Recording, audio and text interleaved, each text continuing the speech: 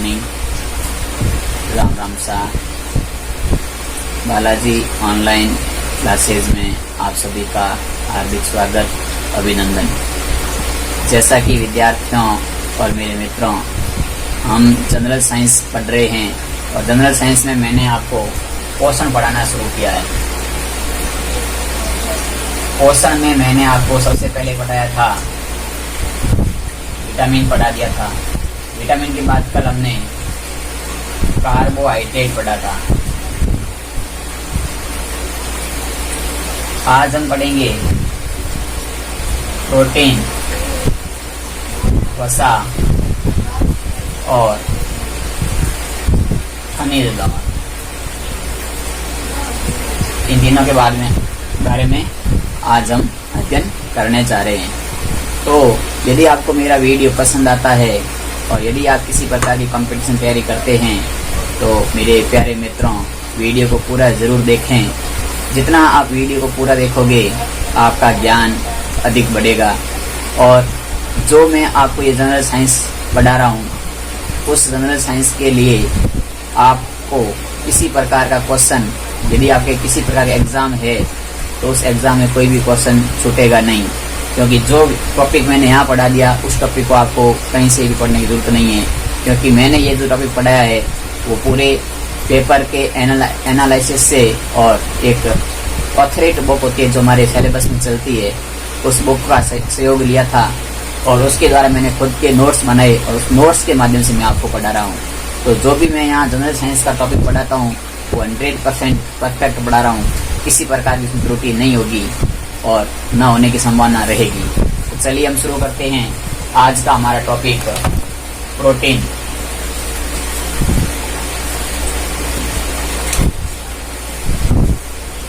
लिखते हैं कि प्रोटीन, तो सबसे पहले होता है कि प्रोटीन क्या होते हैं। तो प्रोटीन एमिनो अम्लों के समूह होते हैं। ये अमीनो अम्लों के समूह होते हैं। प्रोटीन क्या होते हैं? तो प्रोटीन एमिनो अम्लों के समूह होते हैं। दूसरा आता है, अब क्या है कि प्रोटीन की खोज किसने की थी, प्रोटीन का नाम किसने दिया था और प्रोटीन की संरचना किसने बताई थी। ये तीन वैज्ञानिकों के नाम है जो हमें याद रखने हैं। तो प्रोटीन की खोज की थी, उन वैज्ञानिक का नाम था मुलर। और प्रोटीन का नाम दिया था, उनका नाम था बर्जेलियस। और प्रोटीन का जो संरचना बनाई थी उनका नाम था पुलिंग, तो या पाउलिंग कहते हैं, पुलिंग या पाउलिंग। तो आपको पूछा जाए कि प्रोटीन की खोज किसने की थी, तो मुलर ने की थी। प्रोटीन का नाम किसने दिया था, तो बर्जेलियस ने दिया था, नामकरण किया था प्रोटीन का। और प्रोटीन की संरचना के बारे में बताने वाले थे पुलिंग या पाउलिंग। फिर आता है कि 1 ग्राम प्रोटीन में कितनी ऊर्जा होती है। तो 1 ग्राम प्रोटीन में लगभग 4.1 से 4.2 कैलोरी ऊर्जा होती है। यानी कि जब 1 ग्राम प्रोटीन हम लेते हैं तो उस प्रोटीन में 4.1 से 4.2 कैलोरी ऊर्जा होती है। और एक हमारी जो international biological IMB international molecule of biology, यानी कि जो संस्था है, इस संस्था द्वारा ये निर्धारित किया गया है कि एक दिन में हमें कितना प्रोटीन चाहिए। तो एक दिन में लगभग हमें 60 ग्राम प्रोटीन पर डे आवश्यक होता है। यानी कि यदि हमें एक दिन का 60 ग्राम प्रोटीन मिल जाता है तो हमारे लिए काफ़ी, ऊर्जा के लिए काफ़ी होता है। ये हमारी कंपनी है स्वास्थ्य विभाग की IMB। तो IMB के अनुसार एक दिन में कितना प्रोटीन चाहिए, तो वो चाहिए हमें 60 ग्राम प्रोटीन चाहिए। फिर आता है कि प्रोटीन क्या काम करते हैं। तो ये हमारे शरीर में ऊतकों का निर्माण करते हैं। ऊतकों का निर्माण ये हमारे शरीर में ऊतकों का निर्माण करने में सहायक होते हैं।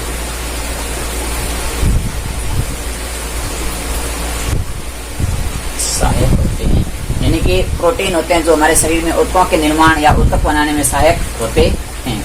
अब आता है कि इन प्रोटीन को और क्या कहते हैं, तो इन प्रोटीन को केमिस्ट्री में या हमारी सामान्य भाषा में इनकी इसको कहते हैं हम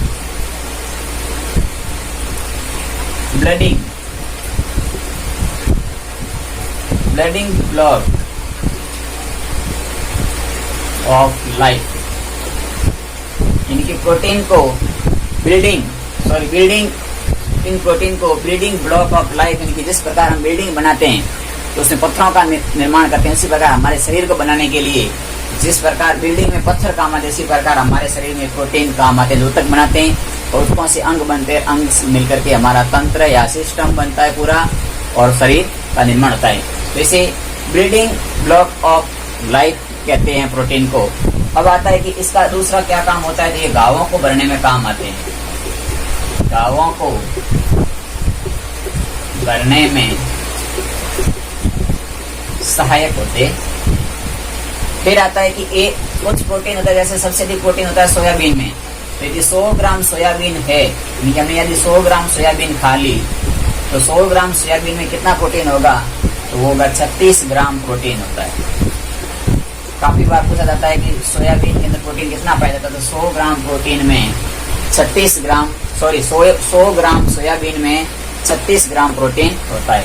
इसी प्रकार एक बादाम के पीस में, यानी कि एक बादाम में प्रोटीन होता है, वो होता है 0.25 ग्राम। इसलिए आपने देखा होगा कि हमारे राजस्थान में अक्सर लोग ज्यादा बादाम खाते रहते हैं लाडू बना करके, ताकि उनको ऊर्जा मिलती रहे और शरीर हष्ट पुष्ट और मजबूत रहे। तो ये हमने प्रोटीन के बारे में पढ़ा है।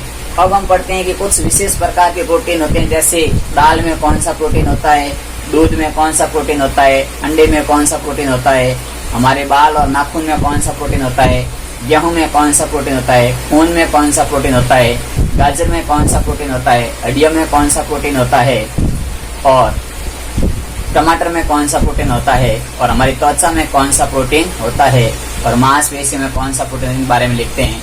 इससे पहले आप एक और लिख लो, ये अंडा होता है, प्रोटीन का स्रोत है। तो अंडा है और एक अंडे में प्रोटीन की मात्रा होती है, वो होती है 6 से 7 ग्राम। यानी जब एक अंडे में प्रोटीन की मात्रा पूछे तो लगभग 6 से 7 ग्राम होती है।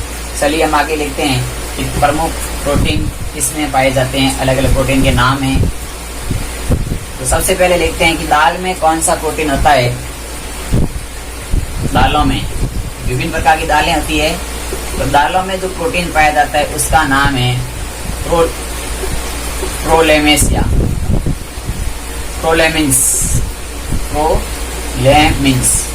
इनकी दालों में जो प्रोटीन होता है उसका नाम है प्रोलेमिन्स। दूध में होता है, दूध में जो प्रोटीन होता है उसका नाम है कैसीन प्रोटीन। दूध में कैसा प्रोटीन, तो दूध में होता है कैसीन प्रोटीन। इसी प्रकार अंडे में कौन सा प्रोटीन होता है, तो अंडा में प्रोटीन होता है, वो होता है एल्ब्यूमिन प्रोटीन। इसी प्रकार गेहूं में कौन सा प्रोटीन होता है, तो गेहूं में होता है ग्लूमिन प्रोटीन। इसी प्रकार बालों में कौन सा प्रोटीन होता है, तो बालों और नाखूनों में मैंने आपको कल लिखाया था, यहाँ और लिख देते हैं। बालों में प्रोटीन होता है अल्फा कैरेटिन।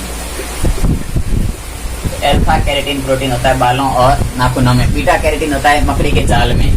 इसी प्रकार पूछा जाता है खून में कौन सा प्रोटीन होता है, तो खून में होता है ग्लोबिन। मुख्यतः प्रोटीन होता है ग्लोबिन, साथ में थ्रोम्बिन, साथ में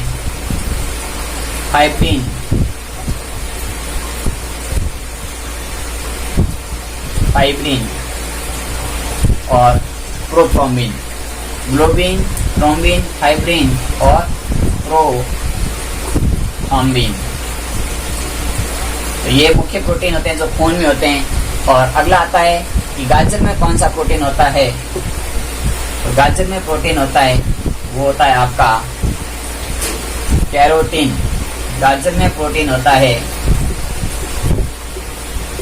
कैरोटीन। हड्डियों में जो प्रोटीन होता है, हड्डियों में प्रोटीन होता है ओसिन। और इसी प्रकार टमाटर में जो प्रोटीन होता है वो होता है ल्यूकोमिन। ल्यूकोमिन। और त्वचा में जो प्रोटीन होता है, हमारे शरीर की त्वचा में भी प्रोटीन होता है, वो होता है कोलेजिन। और मांसपेशियों में जो प्रोटीन होता है उसका नाम है, मांसपेशियों में जो प्रोटीन होता है उसका नाम है एक्टिन या मायोसिन। तो ये कुछ प्रोटीनों के नाम थे जो किस किस में अलग अलग पाए जाते हैं। अब आता है कि प्रोटीन का पाचन कहाँ पर होता है और किस प्रकार से कौन करता है। तो प्रोटीन का पाचन भी हमारे शरीर में दो जगह पे होता है। प्रोटीन का पाचन, तो प्रोटीन का पाचन एक तो होता है पेट में और एक होता है छोटी आंत में। पेट में पाचन होता है आंशिक रूप से भी, पूरा नहीं होता है, आंशिक पाचन होता है, आंशिक पाचन। और यहाँ होता है पूर्ण पाचन। तो पेट में जो आंशिक पाचन होता है वो किसके द्वारा होता है, तो वो होता है पेट में एक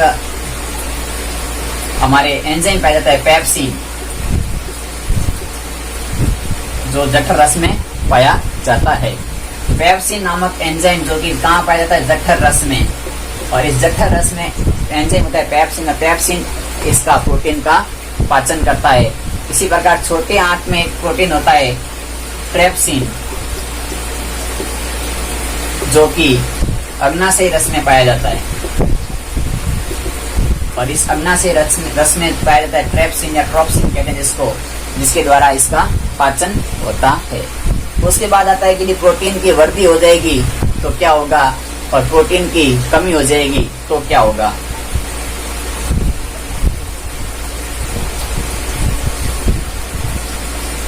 तो लिख लीजिएगा, प्रोटीन की वृद्धि से रोग और प्रोटीन की कमी से रोग।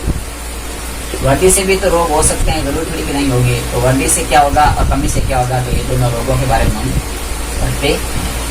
तो प्रोटीन की जब वृद्धि होती है तो ज्यादा प्रोटीन होगा तो हमारे शरीर के लीवर या यकृत में जाता है और इसको लीवर क्या करता है, अमोनिया में तोड़ देता है। और ये अमोनिया आगे जाकर के यूरिया में बदल देता है। और यूरिया होता है जो जब लीवर में यूरिया बन जाता है तो धीरे धीरे हमारी किडनी खराब हो जाती है। तो अधिक प्रोटीन की वृद्धि होने से किडनी खराब होती है, किडनी खराब हो जाती है। इसी प्रकार प्रोटीन की जब कमी होगी तो दो रोग हो जाते हैं। एक रोग का नाम है मेरेसम, या इसको कहते हैं मैरासम्स।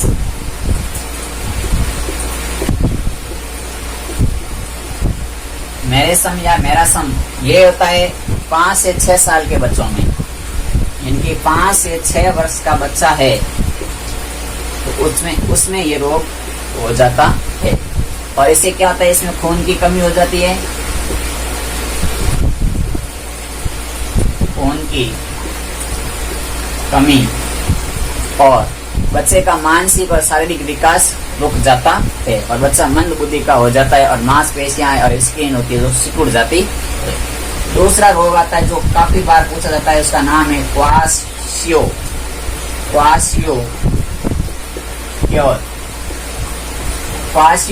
रोग। क्वाशियोक्योर रोग ये होता है 0 से लेके 2 साल के बच्चों में। और इस रोग से क्या होता है कि पेट फूल जाता है और भूख नहीं लगती है, वजन कम हो जाता है, यानी बच्चे का पेट फूल जाता है। इसमें पेट फूल जाता है और भूख नहीं लगती है, भूख नहीं लगती है, वजन कम हो जाता है, वजन कम हो जाता है। आपने पा पिक्चर देखी होगी, पा मूवी में जो एक जिसकी पूरी पा मूवी बनी हुई है, उसमें जो बच्चे का जो रोग बताया गया वो इस रोग से ग्रसित है, क्वासियोक्योर रोग से ग्रसित होता है। तो ये था हमारा प्रोटीन जो पूरा हो गया। इनकी प्रोटीन के बारे में पढ़ा, प्रोटीन कौन कौन से जैसे दूध में कौन सा होता है, या दाल में कौन सा होता है, अंडे में कौन सा है, टमाटर में कौन सा है, गाजर में कौन सा है, सोयाबीन में कितना प्रोटीन होता है, ये में कौन सा प्रोटीन है, अंडे में कितना प्रोटीन होता है, ये सब पढ़ा। फिर प्रोटीन की कमी और वृद्धि से रोग क्या होते हैं वो भी पढ़ लिए। अब हम पढ़ते हैं हमारा अगला टॉपिक, वो है वसा।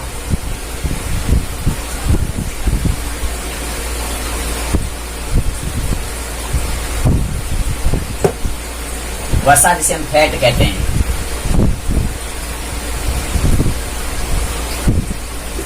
यानी कि वसा या फैट्स किसे कहते हैं, तो आपने देखा होगा ये क्या होते हैं। वसा क्या है कि सामान्य रूप से वसा होती है सबसे अधिक ऊर्जा देने वाली, सबसे अधिक ऊर्जा वसा से मिलती है, सबसे अधिक ऊर्जा वसा से मिलती है। ये कार्बनिक यौगिक होते हैं। वसा कैसा यौगिक है, तो कार्बनिक यौगिक है, क्योंकि इसमें भी कार्बन होता है। फिर आता है कि इसका निर्माण कैसे होता है, अवयव है जो सबसे अधिक ऊर्जा मिलती है वसा से। वसा कार्बनिक यौगिक होते हैं और इसका निर्माण ग्लिसरॉल और वसीय अम्लों से होता है। और ये जो है जो कृत्रिम आंसू हम देखते हैं कि काफी जो पिक्चर होती है इसमें कृत्रिम आंसू यानी कि वो नकली आंसू होते हैं, वो इस ग्लिसरॉल के आंखों में डालने से निकलते हैं। अब हम पढ़ते हैं कि 1 ग्राम वसा में कितनी ऊर्जा होती है, तो होती है 9.3 कैलोरी। 9.3 कैलोरी ऊर्जा होती है। तो आपको कोई भी पूछे कि 1 ग्राम वसा में ऊर्जा का मान कितना होता है, तो 9.3 कैलोरी होता है। और ये पानी में अघुलनशील है। वसा है जो क्या है, ये पानी में अघुलनशील है। ये पानी में अघुलनशील होती है। यानी कि हमने पढ़ा कि वसा जो पानी में अघुलनशील होती है, और साथ ही साथ होता है कि इसका पाचन कहाँ होता है, तो वसा का पाचन होता है छोटी आंत में। छोटी आंत में इसका पाचन होता है। पाचन कराने वाला एंजाइम होता है, वो होता है लाइपेज। वसा का पाचन कहाँ होता है, तो छोटी आंत में होता है, और इस पाचन कराने वाले एंजाइम का नाम है वो है लाइपेज। अब आते हैं कि वसा के कार्य क्या है, इनके बारे में हम पढ़ते हैं। तो वसा के कार्य,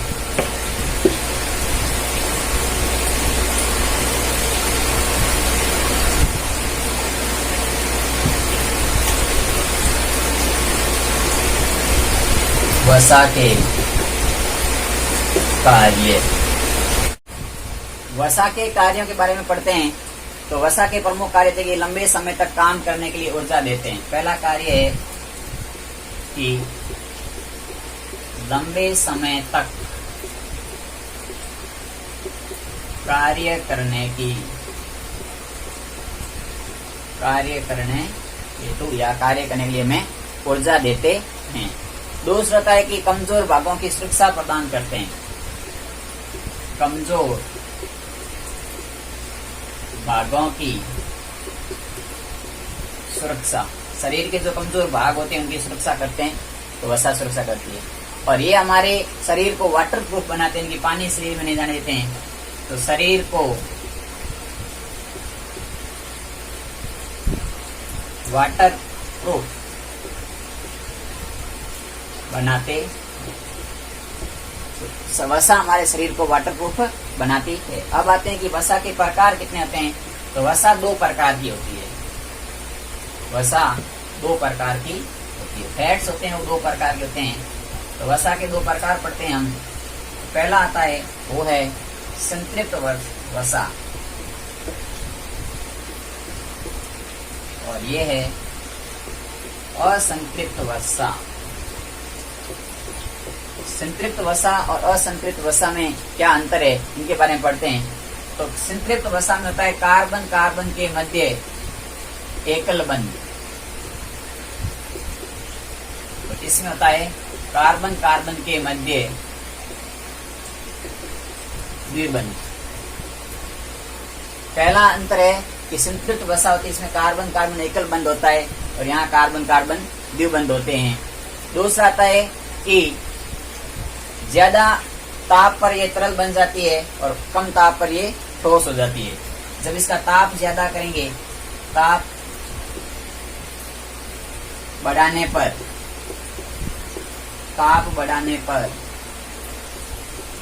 तरल तथा घटाने पर ठोस हो जाती है। जैसे घी, आपने देखा होगा घी को गर्म करते हैं तरल हो जाता है और वापस ठंडा करते हैं तो वो ठोस हो जाता है। और इन्हें चाहे जितना भी हम ताप बढ़ा लें या घटा लें, ये हमेशा तरल ही रहती है। इस पर ताप का प्रभाव नहीं पड़ता। जैसे आपने देखा होगा तेल को चाहे आप सर्दियों में देखो गर्मियों में देखो, वो हमेशा तरल ही रहता है, ना कभी गाढ़ा नहीं होता है। फिर आता है कि इनको तोड़ने के लिए ज्यादा ऊर्जा की आवश्यकता है। तोड़ने के लिए ऊर्जा, क्योंकि संतृप्त वसा को तोड़ने के लिए ज्यादा ऊर्जा की आवश्यकता होती है, ऊर्जा ज्यादा चाहिए। इनको तोड़ने के लिए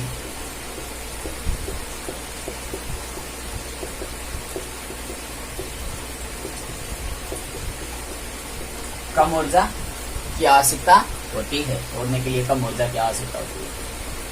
फिर आता है ये जानवरों से प्राप्त होती है, जानवरों से प्राप्त होती है और ये पेड़ पौधों से प्राप्त होती है। तो ये थे संतृप्त वसा और असंतृप्त वसा में अंतर। तो संतृप्त वसा में क्या होता है, कार्बन कार्बन के मध्य एकल बंध होता है, ताप बढ़ाने पर तरल तथा घटाने पर ठोस हो जाती है, इनको तोड़ने के लिए अधिक ऊर्जा चाहिए और ये जानवरों से प्राप्त होती है।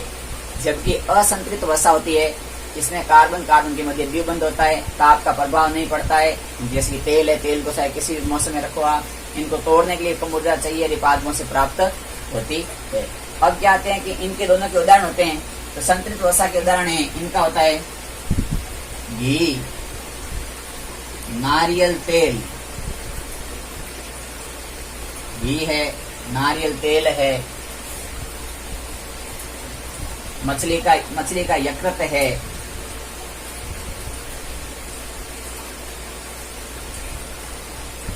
चीज है,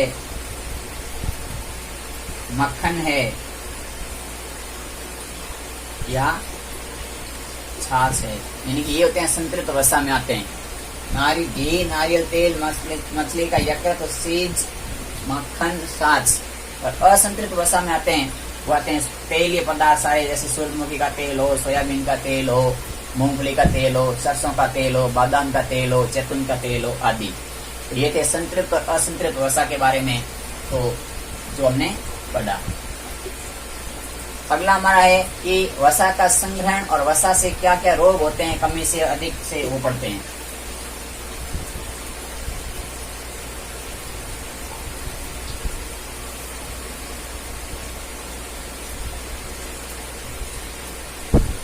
तो हमारे शरीर में जो वसा का संग्रहण करता है,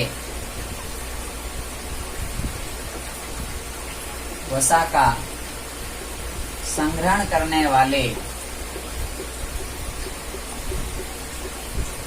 उत्तक को, वसा के संग्रहण करने वाले उत्तक को हम एडिपोज उत्तक कहते हैं। एडिपोज उत्तक कहते हैं। वसा जो वे उत्तक जिसमें वसा संग्रहित होती है, उन्हें हम एडिपोज उत्तक कहते हैं। अब क्या होता है कि वसा की अधिकता से क्या होता है, जब शरीर में वसा अधिक होगी, यदि वसा अधिक हो गई तो शरीर का मोटापा बढ़ जाता है। पहला रोग होता है मोटापा।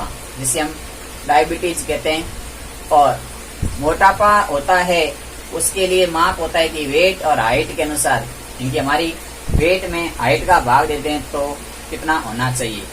यदि और दूसरा होता है, इसमें क्या होता है कि और दूसरा होता है वो होता है कि कोलेस्ट्रॉल बढ़ जाता है,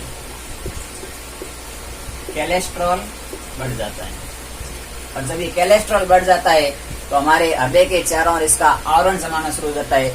और जब हृदय के चारों ओर इसका आवरण जमना शुरू हो जाता है तो हमारा हृदय सही ढंग से काम नहीं करता है, जिसमें जो हमारे हृदय की पंपिंग सिस्टम होता है उसमें खून का जो चलना होता है वो रुकना शुरू हो जाता है। और कभी कभी हमने देखा होगा कि हमारे शरीर में धमनियों और सिराओं में खून बहता है, धमनी और सिरा में। यदि ये कोलेस्ट्रॉल हृदय के सरा और जमने के साथ साथ धमनी या सिरा में चला जाता है और वहां जाके जमना शुरू हो जाता है, तो ब्लॉक हो जाती है। और जब ये ब्लॉक हो जाती है तो खून नहीं चलता है और हमारे शरीर में झटके आने शुरू हो जाते हैं, जिसे हम कहते हैं हार्ट अटैक आना। तो हार्ट अटैक आने के लिए कोलेस्ट्रॉल की मात्रा यदि अधिक है तो हमारे शरीर में खून में ये या तो धमनी में जमेगा या सिरा में जम जाएगा, या इसी से कह सकते हैं हमारा शरीर का रक्त होता है गाढ़ा हो जाता है, रक्त का गाढ़ा होना, इनकी रक्त गाढ़ा हो जाता है तो कोलेस्ट्रॉल की वजह से होता है। अगला आता है कि जब ये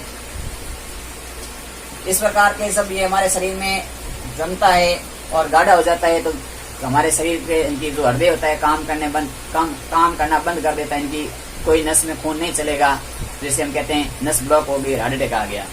तो इस प्रकार से वसा के अधिकता से ये रोग होते हैं। तो एक होता है मोटापा और एक होता है कोलेस्ट्रॉल।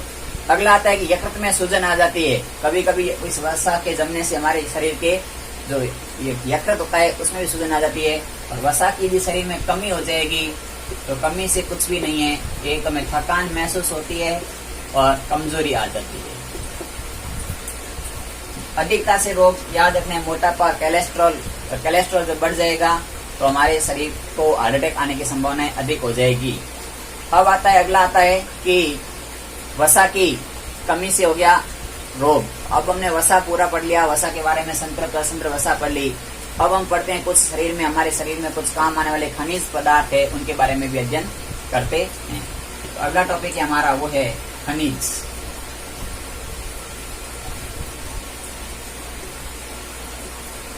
क्या होता है कि ये जो क्वेश्चन होते हैं छोटे छोटे क्वेश्चन ही मिलकर के बड़े क्वेश्चन का निर्माण भी कर सकते हैं आप। जैसे कि छोटी कक्षा में या किसी 10वीं लेवल तक के पेपर में भी क्वेश्चन आ सकता है कि हमारे भोजन में पाए जाने वाले प्रमुख अवयवों का वर्णन करो।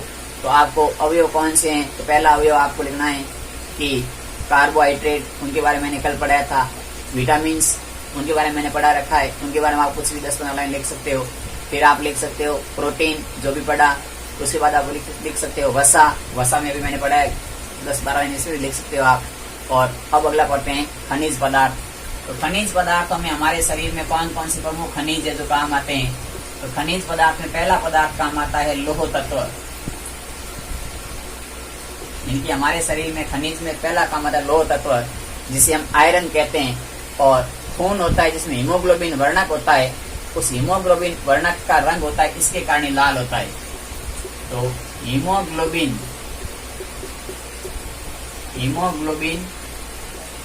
वर्णक में आयरन पाया जाता है। और इस हीमोग्लोबिन वर्णक के कारण ही रक्त का रंग, जो खून है उसका रंग कैसा होता है, लाल होता। तो पूछा जाता है कि हमारे शरीर में रक्त का रंग लाल क्यों होता है, तो वो इस हीमोग्लोबिन के वर्णक के कारण होता है। जब पहले शरीर में इसका रंग लाल नहीं होता है, नसों में इसका रंग लाल न होकर के हरास होता है, लेकिन जैसे ये हीमोग्लोबिन ऑक्सीजन के संपर्क में आता है तो ऑक्सी हीमोग्लोबिन बन जाता है। और ऑक्सी हीमोग्लोबिन का रंग होता है वो हमेशा लाल होता है। इसलिए आपने देखा होगा कि हमारे हाथों की नसें लाल न दिख करके ग्रीन कलर की, हरे रंग की दिखती है, क्योंकि नसों के अंदर खून का रंग लाल नहीं होता है। अगला आता है कि मानव शरीर में लोहा फेरस के रूप में रहता है। इनकी हमारे शरीर में किस रूप में रहता है, तो शरीर में यह फेरस के रूप में रहता है। और इसके स्रोत है वो है पालक। आपने देखा होगा पालक में सबसे अधिक आयरन पाया जाता है। मेथी, पालक, मेथी, हरी सब्जी, पालक, मेथी और हरी सब्जी में आयरन पाया जाता है। इसकी कमी से खून की कमी हो जाती है, और जब खून की कमी हो जाती है तो रोग होता है एनीमिया। जब हीमोग्लोबिन की इनकी आयरन की कमी हो जाएगी, हीमोग्लोबिन कम हो जाएगी, हीमोग्लोबिन कम हो खून की कमी, और खून की कमी से रोग हो जाएगा एनीमिया। तो ये था पहला खनिज पदार्थ लोह तत्व। दूसरा पढ़ते हैं हम कैल्शियम। तो कैल्शियम हमारे शरीर में कहाँ पाया जाता है? आपने देखा होगा हमारे शरीर में जितनी भी हड्डियां होती है कैल्शियम की बनी होती है। तो दूसरा पदार्थ होता है लोह खनिज पदार्थ होता है कैल्शियम। तो कैल्शियम पाया जाता है हड्डियों में, हड्डियों में। तो शरीर में सबसे अधिक कैल्शियम पाया जाता है, वो पाया जाता है हड्डियों में। साथ ही साथ कैल्शियम पाया जाता है बालों में और नाखूनों में।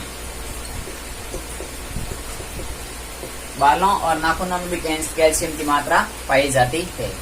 सबसे ज्यादा पाया जाने वाला तत्व मानव शरीर में, यानी कि मानव शरीर में पाया जाना सबसे अधिक मात्रा वाला तत्व यही है। तो सबसे अधिक मात्रा में पाया जाने वाला तत्व है।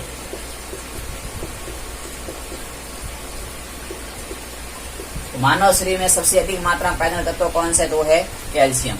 इसके स्रोत होते हैं दूध, अंडा,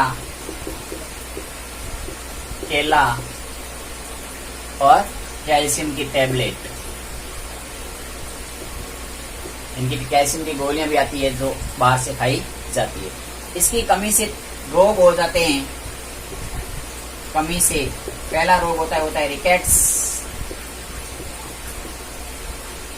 दूसरा रोग होता है ऑस्ट्रोमलेशिया।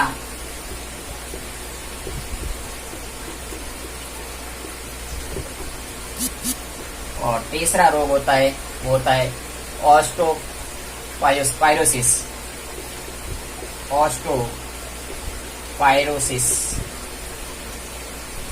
ये तीनों रोग हमने विटामिन डी में पढ़े थे, वही है। तो हड्डियां कमजोर हो जाती है बच्चों की, उसे कहते हैं रिकेट्स। बड़ों की हो जाती है, उसे कहते हैं ऑस्ट्रोमलेशिया। हड्डियों में छेद होना कहता था ऑस्टियोपाइरोसिस। ठीक है, तो ये हमने पढ़े कैल्शियम के बारे में। तो कैल्शियम हड्डियों में, बालों में, नाखूनों में पाया जाता है। सबसे अधिक मात्रा पाया जाता है तत्व है शरीर का, इनके शरीर में सबसे अधिक कौन सा तत्व पाया जाता है? तो कैल्शियम पाया जाता है। इसके स्रोत क्या है? तो दूध है, अंडा है, केला है, कैल्शियम की गोलियां है, रिकेट्स रोग होता है, ऑस्ट्रोमलेशिया रोग होता है, ऑस्टियोपाइरोसिस रोग हो जाता है। अगला हमारा तीसरा पदार्थ है वो है मैग्नीशियम। तीसरा खनिज पदार्थ जो शरीर में पाया जाता है वो होता है मैग्नीशियम।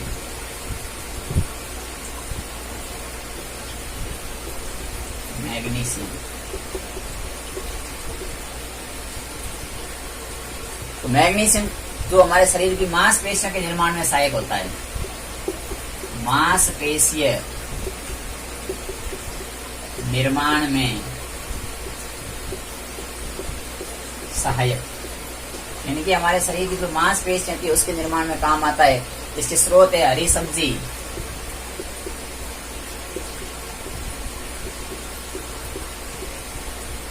मांस और दूध। इसकी कमी से मांसपेशियां कमजोर हो जाती है, क्योंकि मांसपेशी निर्माण में काम आता है तो कमी हो जाएगी, मांसपेशियां कमजोर हो जाती है। अगला जो तत्व चौथा नंबर का है वो है फ्लोरीन, या कहते हैं फुलरीन। तो चौथे नंबर का तत्व है वो है फ्लोरीन। अब फ्लोरीन से क्या होता है? ये दांतों के निर्माण में सहायक होता है।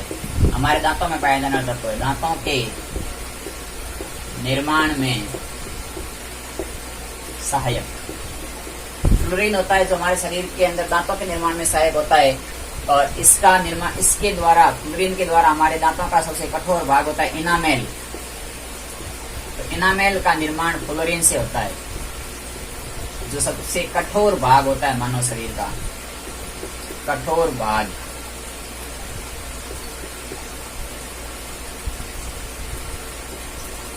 जो दांतों में पाया जाता है उसका नाम है इनामेल। और फ्लोरीन की ज्यादा मात्रा होने से दांत सड़ जाते हैं, जिसे दंत क्षय रोग कहते हैं। इसकी ज्यादा मात्रा होने से दांत सड़ जाएंगे, जिसे हम कहते हैं दंत क्षय रोग, यानी दांत पीले पड़ जाते हैं और धीरे धीरे सड़ने शुरू हो जाते हैं, जिसके दंत क्षय रोग। इसके बाद में हमारे शरीर के दो अन्य और खनिज पदार्थ है, वो है एक तो है सोडियम और एक है क्लोरीन। इन दोनों के बारे में और पढ़ देते हैं। तो 5 नंबर जो खनिज पदार्थ है वो है सोडियम। सोडियम नमक में या नमकीन पदार्थों में या समुद्र जल में पाया जाता है। हम खाते हैं, नमक के रूप में खाते हैं, सोडियम में खाते हैं। इससे क्या होता है कि रक्त दाब होता है, इसको नियंत्रण करता है। कि ये हमारे शरीर में बीपी, जिसे हम कहते हैं रक्त दाब या ब्लड प्रेशर, तो रक्त दाब को नियंत्रण करता है। कौन नियंत्रण करता है? तो सोडियम नियंत्रण करता है। इसलिए आपने देखा अगर बीपी कम ज्यादा होती है, नमक ज्यादा कम खाने को कहा जाता है, नमक के बारे में कहा जाता है। और यह हमारे शरीर में दिमाग के विकास में भी सहायक होता है, क्योंकि हमारे दिमाग का विकास करता है। दिमाग का विकास। आपको प्रचुर मात्रा में आयोडीन युक्त नमक खाना चाहिए। फिर आता है क्लोरीन, छठा पदार्थ है खनिज लवण, वो है खनिज पदार्थ, वो है क्लोरीन। क्लोरीन होता है जो पानी या अम्लीय पदार्थ है, और ये पेट में HCl का निर्माण करने में काम आता है। HCl के निर्माण में, क्योंकि क्लोरीन का पेट में होता है HCl, हाइड्रोक्लोरिक अम्ल, जो हमारे पेट में काम होता है। तो पेट में HCl के निर्माण में ये सहायक होता है। ये थे हमारे कुछ प्रमुख खनिज पदार्थ जिनके बारे में हमने पढ़ा। अब अगला टॉपिक हमारा होगा, वो होगा पाचन तंत्र, जो हम कल पढ़ेंगे। हमने पोर्शन पूरा कर लिया। तो यदि आपको मेरा वीडियो पसंद आया तो जरूर शेयर करें, सब्सक्राइब करें, और चैनल पर यदि नए हैं तो चैनल को सब्सक्राइब करने के साथ साथ बेल आइकन को जरूर प्रेस करें, ताकि मेरा आने वाला नया वीडियो आपको तुरंत नोटिफिकेशन के रूप में मिल सके। और आपका प्यार बनाए रखिए।